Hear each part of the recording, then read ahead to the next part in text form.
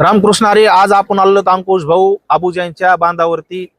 आज खरोखरच त्यांची अशी एवढी व्यथा बेकार आहे, एवढं दुःख आहे त्यांच्या आज चेहऱ्यावरती की ते दुःख ते तोंडातून पण सांगू शकत नाहीत. ते स्तब्ध आहेत. हे पहा, हे शेतकऱ्याचं शेत आहे. हे काय नदी नाहीये किंवा तलाव नाहीये, हे ऍक्च्युअली शेत आहे.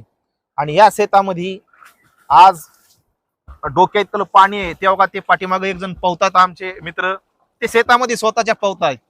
एवढं दुःख आहे, ते दुःख विसरून पाहू लागलेले आहेत.